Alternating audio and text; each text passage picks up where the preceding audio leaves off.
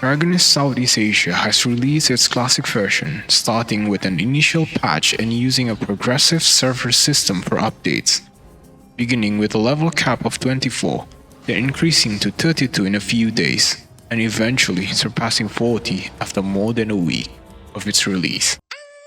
The differences aren't very significant, mostly adopting some quality of life improvements from newer updates. In terms of questing, there's still a lot of back and forth activities like passing through several portals where players must report in and then return to the same dungeon. It is normal but slower compared to its updated version. They still haven't fixed the translation, so you may see more than 2 translations at times. Turning to the classic version reminds me of a time when simply finding time to play was already a joy. When I didn't have a PC, backtracking, slow progression, or even pay-to-win elements weren't things I really cared about. Since it feels like I'm not getting older, I'll be playing games with a similar approach. I play for about 2 to 3 hours daily, or at least just enough for daily or weekly quests, which take no more than 15 minutes. That's after a week or so if there aren't many things to do in this game. There are even days when I simply let it go. In this classic version, only 4 classes are available. Meanwhile, in the non-classic version of Dragonist, there's a trial class option allowing players to try before choosing. Watching reviews or gameplay footage is often not enough if you need first-hand experience. However, there should be a job change ticket, although weapons usually don't convert.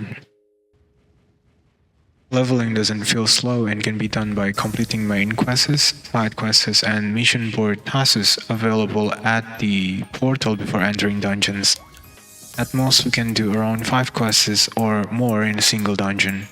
We enter dungeons using the FTG or fatigue system, and note that some main quests provide or even fully restore FTG. FTG resets daily at 9 AM. Doing average dungeons also provide more XP, but it's recommended to play in a party or at least join a guild after being removed from the academy. To increase XP gain from dungeons, players will receive an item that grants a 50% XP boost later at around level 16, or if you need more, you can purchase it from the cash shop for 1 or 7 days. The maximum number of characters on an account also grants an XP bonus to characters that haven't reached max level, and this effect accumulates. Early daily tasks are quite simple, with some requiring minimal effort such as entering a dungeon once, enhancing equipment, chatting in general chat, and using a potion. However, this may change as they adjust to the level cap. At the current max level of 32, there are some items to note beyond gear progression for those who just want to stockpile or haven't started nest runs yet. This item is used for the Gachapon system. You can choose whichever gacha you prefer, as you should receive an epic costume from an event unless you're aiming to collect a specific set. This is obtained every 4th login day. There's also a weekly purchase limit of 10 from Pania using Activeness Costume. This is used to buy Corora and also be redeemed for a set of epic costumes from Pania. It is obtained through sign-ins, daily and weekly tasks, and time login events. This refers to points obtained by dismantling, duplicate, or unused costumes from the Gachapon. You can purchase accessories and a full set of mythic costumes from Pania. This is another currency used to buy gear, enhancement transfers, Pandora items, and goods from the dishonest merchant. It is useful if your gear is still lacking or if you're rushing progression. There is also a mount available. This should be stocked for future use. It falls under the weekly tasks don't require players to rush leveling from the start. In other words, the rewards aren't particularly outstanding. The main focus is likely on using up weekly attempts for nest runs, such as Cerberus nest at this stage. Unfortunately, we cannot enter nests freely, so the focus should be on obtaining keys to access them. To enter Cerberus nest, we need the Dark Overlord Heraldry, which can be obtained from dungeons in Herald or foothills in average difficulty.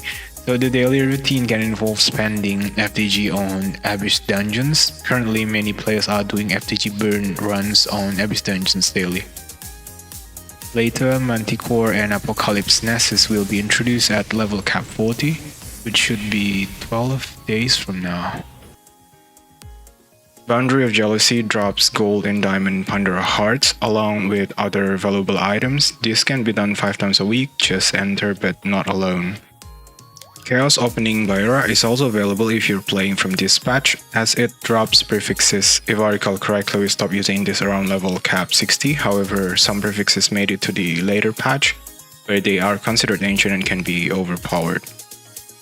The monthly pass comes in 3 tiers with different pricing, combining elements of traditional monthly passes requiring daily logins to claim DNP, and a battle pass system where earned DNP can be used to purchase DNP exclusive or VIP only items in the cash shop. The monthly pass also grants monthly pass credits, which can be used to purchase items like nest keys for both normal and hell mode, and these keys can be used in any nest. However, DNP itself cannot be used to purchase every item in the cash shop, as some require cherry credits instead. The system is quite complicated, similar to a mobile game.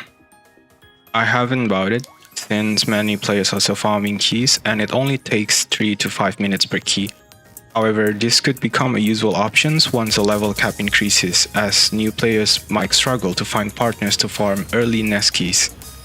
Now with scheduled updates, we can prepare in advance, and main quests are capped accordingly. If you start playing when a lot of content is available, like at level cap 40 or even 50, it may be harder to find players for early nests, or they may not be needed at all as the focus shifts to the latest endgame content. I feel that the early version of Dragoness are quite challenging. I remember trying to rank in dungeon leaderboards, and Nesses couldn't be solo, requiring teamwork and mechanical understanding or boss pattern and stuff. As the patches progressed, the content expanded and leaned more towards progression, making it feel like a single-player game. Many players began power leveling, running paid dungeon carries, enforcing gear checks, and engaging in rice selling. While gear checks are understandable, it's ideal to use gear that isn't drastically below the recommended gear score, especially if the game itself sets certain standards, but it can do so. They also mentioned crossplay with the latest version, whether transfers will later be possible or if the classic version would be locked at a certain cap. But players can continue their progress on the latest Dragoness. It's best to plan where to start.